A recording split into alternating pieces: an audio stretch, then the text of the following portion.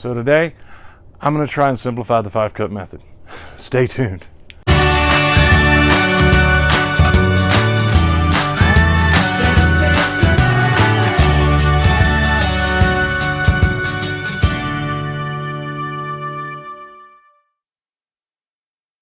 Hi guys, so for those of you that don't know, my name is Michael and I am the woodworker for MK Designs. And yeah, today I am going to try and simplify the 5-cut method a little bit. I know some people get confused about it, and as a matter of fact, I did at first, and I'm an engineer, used to be an engineer. So I'm going to try and break it down a little bit and see if I can't help a little bit, explain it a little bit, and make it easier to figure out so that you can get your crosscut sleds dead on accurate. So let's get to it. Okay, so once you have your crosscut sled built and you're ready to square up the fence, the first thing you want to do is you want to get a board that you can make the 5 cuts on. And the longer the 5th cut is, the more accurate you're going to be able to get it.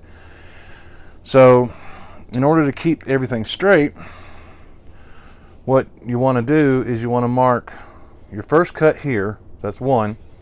Then you rotate the board clockwise, put 1 against your fence. That'll be your 2nd cut. And then you rotate it again, put 2 against your fence. That'll be your 3rd cut. Rotate it again, put 3 against your fence. That'll be your 4th cut. And rotate it again, put 4 against your fence, and that'll be your 5th cut. Your 5th cut, you want to make it about 1 inch wide. So I'll cut this and we'll move on to the rest of the calculations.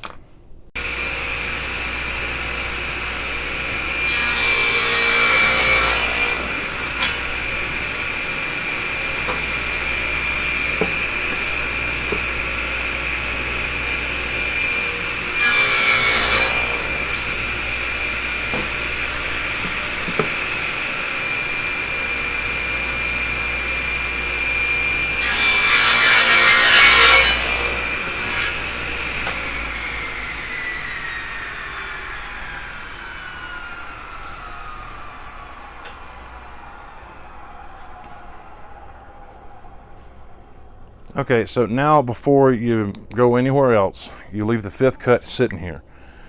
And you're going to mark the edge closest to the blade, A. And you're going to mark the edge closest to your fence, B.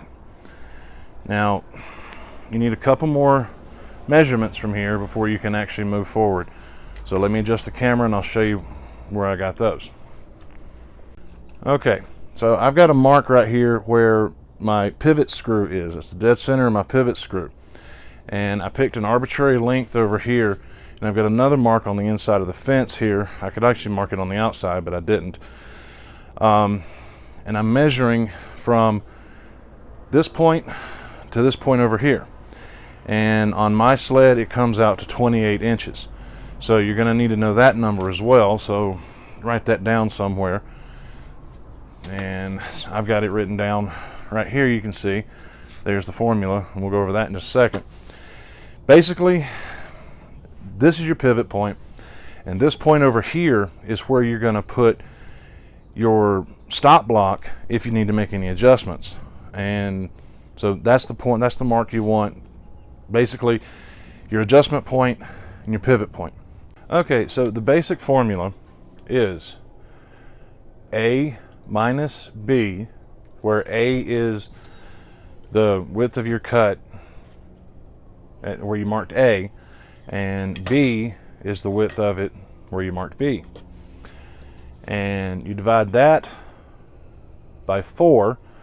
Reason for that is making the previous 4 cuts, you're compounding the error, so you want to get it down to your actual error. So you divide that by 4, then you take that result and you divide that by the length of your piece. So length of 5th cut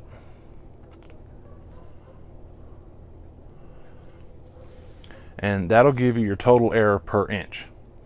So what you need to do then is you need to multiply that by the distance from your pivot point to your adjustment point. And we know that mine is 28 inches, so that's a constant. That's the only constant you have on this. And that'll give you how much you need to move your fence out. So E is your fence adjustment. So let me back the camera up and we'll figure this out. Okay, so the first thing you need to do is you need to get your A and your B. So you need to measure the width of A and the width of B. And the best way to do that is with a set of calipers. Now you can do that with a tape measure, but it's not going to be near as accurate. But what you want to do is you want to lay the calipers flat on a flat surface, make sure everything's parallel, and pinch it closed. And that will give you your width. Mine is 1.300, 1.3005 to be accurate. So I'll write that down. 1.3005.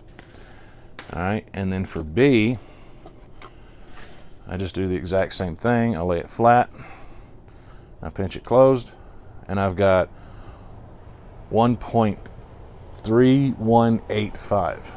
So I'll write that down. 1.3185.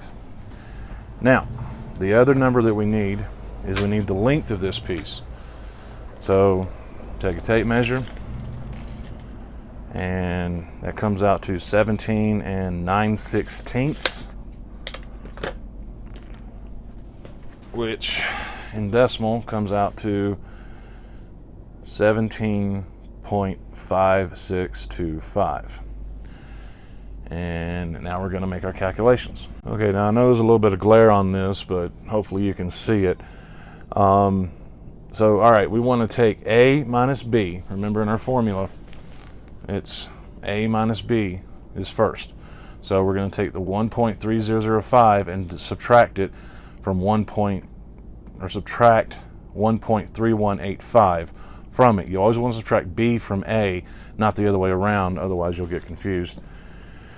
So we're going to take 1.3005 minus 1.3185, and that equals negative 0.018. Negative 0.018. And you want to keep the negative because that'll help determine which way you need to move your fence. So you see I got negative 0.018. Now I'm going to divide that by 4, and that gives us negative 0.0045. Okay? So I've got that right here. And then I'm going to divide that by the length of the fifth cut, which was 17.5625. So I divide that by 17.5625, and that gives me negative 0.00026. So basically negative 0.003. So that means that per inch I am off 3 10,000ths of an inch. And normally I'd be okay with that, but for the purposes of demonstrating this, I'm going to go ahead and I'm going to multiply that by the distance between my pivot point and my adjustment point. So that's 28 inches. So I multiply that by 28 inches and I get negative 0.007. So that means that I can adjust my fence 7/1000ths of an inch, and we'll go over to the saw and I'll show you how we do that. Okay, so before I make any adjustments, I want to explain to you how I know which way I'm going to move my fence. So basically right here is 90 degrees. Your fence, your pivot point, your fence is 0. So basically from here it's 1, 2, 3, 4 all the way up to 90. So those are all positive numbers. So any negative numbers you have, it's going to be this way. So mine being negative 7/1000ths out, it's 7/1000ths too far this way. So I need to move it that way. to get it closer to 0. So now we've determined which way we need to move it, so the fence needs to come forward. So I don't know if you guys can see it or not, but I've got my little my adjustment point marked right here, and I've got this board with a point on it. So what I'm going to do is I'm going to take my feeler gauge and I'm going to slide it in here, just like this, and then I'm going to put it on the point, on the adjustment point, and I'll clamp it down. So I'll take it and I'll clamp it down.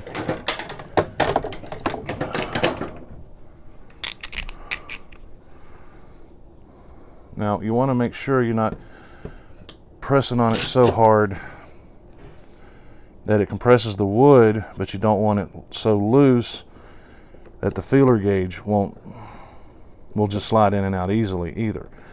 You want a good snug fit. So when you want to be able to move the feeler gauge but not flop around.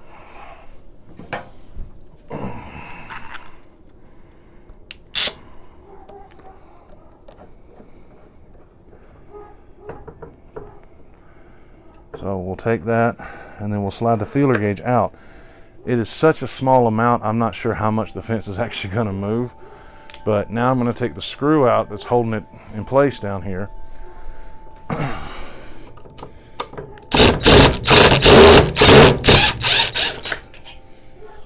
Teach me to use Phillips head screws, huh? And now I can move the fence just that tiny little amount that's needed. And then I will take a clamp and I will clamp it in place.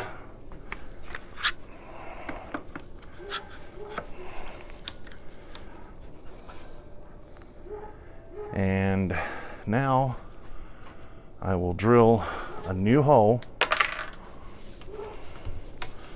with a countersink about right there. There went my hat.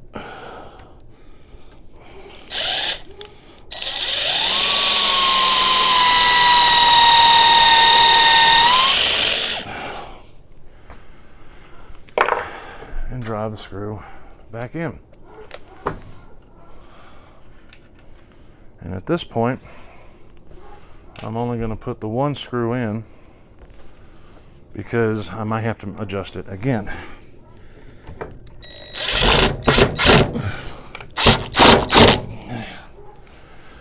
And now we'll make our 5 cuts again and check it again. Now I'm just going to kind of fast forward through this time because it's exactly the same as before. So I got my first cut here and my 5th cut, 2nd cut, 3rd cut, and 4th cut.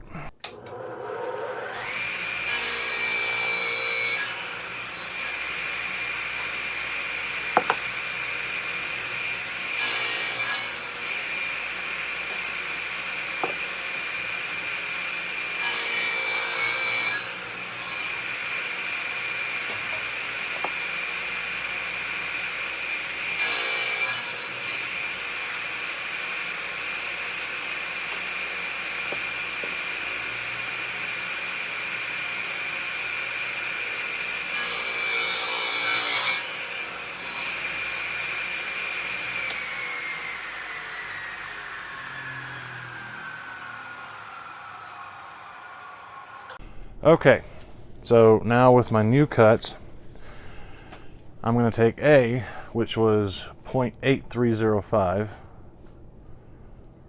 and I'm going to subtract B, which was 0.8285, so 0.8285, and that comes out to 0.002. Divide that by 4,